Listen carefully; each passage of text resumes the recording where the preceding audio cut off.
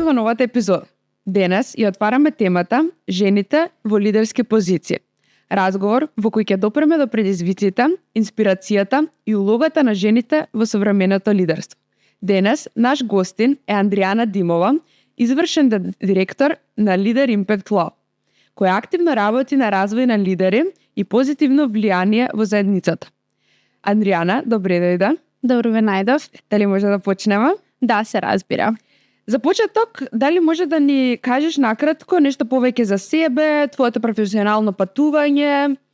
Да, се разбира. Најпрво ви благодарам за поканата, баш ми е драго. Инаку да, јас сум Андријана Димова и сум извршен директор на Leader Impact Lab.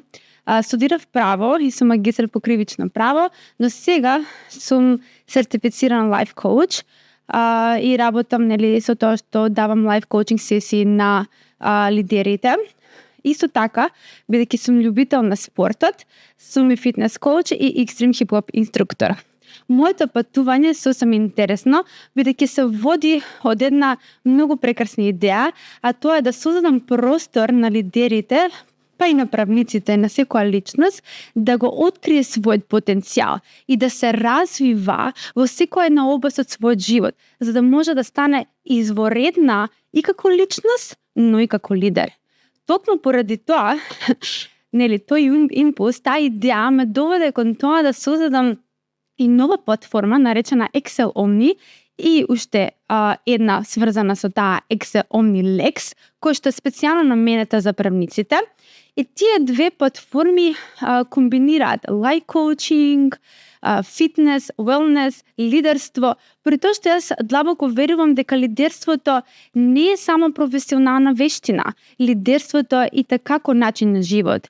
И секако, за да бидеш ти лидер и да бидеш пример, па и да правиш позитивно влијание, ти најпрво мораш да се развиваш себе си.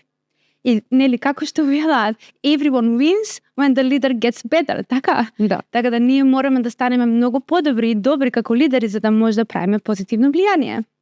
А зборувате за лидери, што значи за вас да се биде жена во лидерска позиција во денешно време? Кои се предизвиците со кои што се соочуваат жените кога се во таа позиција? Да се биде жена лидер или жена во лидерска позиција за мене означува да си вистински лидер.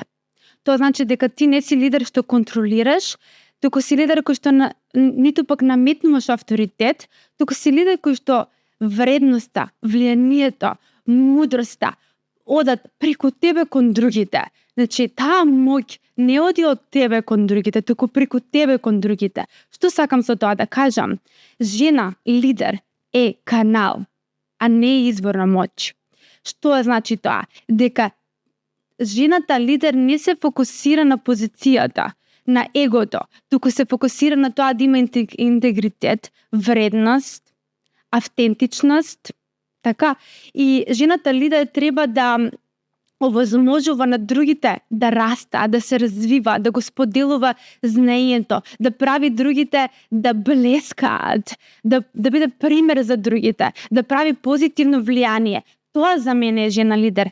Или ако земеме една аналогија, жената лидер е за мене диригент во оркестар. Зошто? Диригентот не создава само он музика, но што прави тој? Тој го насочува тимот, текот, го издига тимот, прави да секој музичар во тој оркестар звучи прекрасно. Музиката не доаѓа од него, туку музиката сушност оди преку него кон другите. И што тоа значи? Дека моќта, со една реченица, ако сакаме да кажеме, моќта не оди од него, туку и ниту задржува лидерот во себе, туку прави да оди кон другите, за да може другите да се издигнаат и да заблескаат. Тоа е тоа за мене жена како лидер. Да, убава компарација тоа сега што го дадовте како пример, бидејќи мислам дека жените по некој инстинкт сакаат кога се во лидерска позиција да ги поттикнат и другите да се подобри, дека некако жените како жени се осеќам како да прават просторијата да цути. Да. И кога се стават во таа лидерска позиција, сакаат и другите околу нив да се издигнат и да се покажат во најдобро светло што можат. Да, токму. Постојат ли одредени стереотипи или очекувања, да кажеме, кои што најчесто ги ограничуваат жените во превземање на лидерските улоги? Дали нешто има што би ги спречило? Па, морам да кажам дека се уште постојат. За жал, тие стереотипи постојат. Ќе набрам неколку. Например, традиционалните очекувања. Тоа е дека жената треба да биде домаќинка и дека не треба да има воопшто глас, дека само треба дома да се грижи за своите деца и своите блиски. Друго би било дека жената не е природен лидер, туку мажот е природен лидер и тука се создаваат двојни стандарди. Пример, жената која што е одлучна се смета за агресивна, мажот кој што е одлучен се смета за сила и како многу добра лидерска вештина. Може да го спомниме тоа дека жената нели треба да раѓа деца и така натаму и тоа може би некој го смета како прекина кариерата и така натаму. Значи постојат многу стереотипи. Но јас ќе кажам дека тоа се менува. Навистина се менува. Се менува. Денес многу жени прифаќаат лидерски позиции. И не само што прифаќаат, сакаат да растат како лидери. И јас сакам вака јавно да ги охрабрам да презимаат предизвици и да растаат, да учаат и да не се плашаат, туку навистина да одат напред, затоа што ние сме жени и ние имаме своји уникатни капацитети кои што се разликуваат од мажите и од секоја друга жена, нели? Секоја жена е уникатна и секој си има свој талент. И да речеме, жената има посебни лидерски вештини, например, емпатичноста, интуицијата. Не. И така како се важни денес како лидер. И тоа е прави жената да блеска насекаде како лидер. Потпуно согласам со емпатијата, интуицијата. Мислам дека беше ме вчитано дека женската интуиција е нешто кое што не може ни да се објасни со зборови. Нешто кое што не може човечкиот мозок се уште да го процесира како точно работи. И мислам дека навистина е стварно многу битна улога во лидерството. Покрај емпатијата, многу логично. Мислам дека емпатијата е многу битен фактор и во тоа како се градиш како човек, но и како се градиш како лидер. Да. Кои вештини според вас се најважни за современа жена лидер? Ајде да издвоиме 5 вештини. Прво би ја кажала емоционална интелигентност. Жената мора да биде емоционално интелигентна, бидејќи лидерството е работа со луѓе. Второ би издвоила стратешко размислување. Мора да ние како лидери гледаме напред. Напред. Целата слика да гледаме напред. Да имаме визија, да градиме таа визија и да размислуваме стратешки, системски, а не реактивно. Друго, автентичност и самодоверба. Ако ние сме автентични, ако сме вистински, можеме да биеме многу повеќе влијателни и се разбира ако имаме самодоверба и луѓето тоа го осеќаат, се гледа многу лесно. И уште 2 кои што се многу клучни и денес многу важни, транспарентност. Ние мораме да биеме транспарентни без разлика на која лидерска позиција сме. Тоа е многу важно. И емпатичноста се разбира, без тоа нема како да одеме, ние мораме да се грижиме за останатите околу нас, нели кои што ги водиме. Дали имате некое лично искуство кое што можете да го споделите, кое што ви доаѓа сега на ум или момент да кажеме, што силно го обликувал вашиот лидерски стил?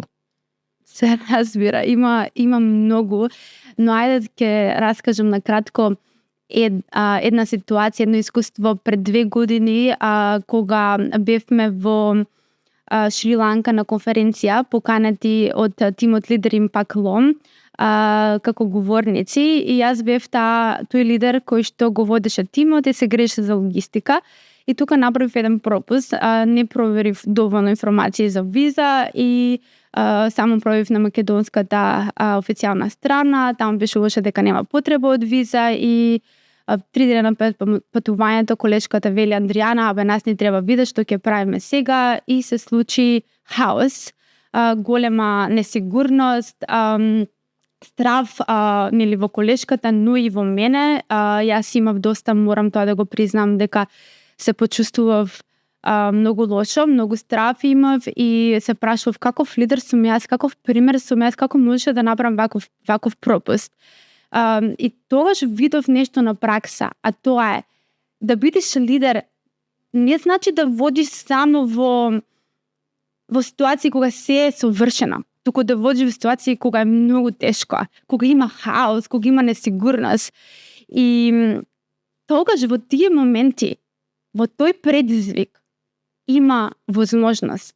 Јас во таа ситуација имам возможност да покажам дека сум пример. А како? Да признам дека направив пропуст, да бидам одговорна за тоа. И тоа го направив. Исто така покажав дела на вера, ќе најдеме решение, така. И бев транспарентна со тоа што признав. Јас направив пропуст, ќе го решиме, а ќе најдеме решение, така тоа беше многу важно. И јас научив тогаш дека лидерството или ние како лидери растеме во оние моменти кога има хаос, кога има несигурност, болка, во тие предизвици. И најважното, кога ги имаме тие предизвици, секогаш има возможност. За мене, возможноста беше тогаш да покажам дека јас сум пример, дека сум лидер и да бидам транспарентна. Дали на крај најдовте некое совршено решение за оваа случка? Да, најдовме. Отидовме, се качивме во авион, стигнавме таму и разговаравме со луѓето кои што работат таму и ни дадоа виза на лице место. Баш убаво, одлично. Да, мислам дека во тие најтешки моменти всушност се гледа каков лидер би биле кога сите околу вас се во паника, а вие, иако сте најмногу во паника, сите треба да изгледате најсмирено и треба мозокот да ви работи на многу смирен начин за да стигнете до тоа главно решение кое што ќе ви изведе од таква ситуација. Да, токму така беше, да. Кој е вашиот совет до младите жени кои допрва чекорат во светот на лидерството? Еве пример да можете да се видите самата себе како мала, каков совет би си дали? Да, па советот би било да младите не го чекаат совршениот момент. Никогаш ние не може да биме совршени, само Господ е совршен. Ниту пак има совршен момент. Само да се почни, да се учи, да се барат ментори, да се бара можност за презимање иницијативи, да се консултираме, така, тоа е многу битно. Да се презимаат предизвици, да се фаќаат тие предизвици, бидејќи во секој предизвик има и возможност. Друго нешто што сакам да го кажам, во целиот тој процес да не се забораваат себе си, затоа што ако не растеме ние и не се грижиме за нас, за нашето физичко, ментално здраве, за нашето знаење, за тоа какви лидери сме, нема да може да бидеме лидери, нема да може да дадеме на другите. И уште нешто што сакам да го кажам како за крај, на сите млади е дека ќе има многу ситуации. Ќе има ситуации кога ќе се двоумеат што да прават и како да прават, но стравот што ќе го чувствуваат не значи дека тоа е некоја некој знак дека таа лидерска позиција не е за нив или дека таа одлука не е правилната одлука. Стравот е нормален процес како лидер да го имаме ние. Е нормално да се наоѓа, да го поседуваме тогаш во тој момент, да го имаме тој страв. Ама како ќе знаеме дека таа лидерска позиција е за нас или таа активност треба да ја преземеме или таа одлука треба да донесеме по тоа што ќе имаме мир. Ако имате мир, стварно млади, ако имате мир, правете го тоа. Тоа е за вас. Не се фокусирате на стравот. Ви благодариме многу за инспиративните одговори, за прекрасното споделено искуство, се разбира и за примерот кој што ни го дадовте во вашата ситуација што ве обликувала на некој начин. И ви благодариме што прифативте поканата и се надеваме дека и во наредна прилика ќе ни дојдете. Да, се разбира. Уште еднаш ви благодарам поканата и едва чекам да видам како младите ќе видат уште подобри лидери од нас, така? Да, ви благодарам многу, а ние се гледаме во наредна епизода. Чао!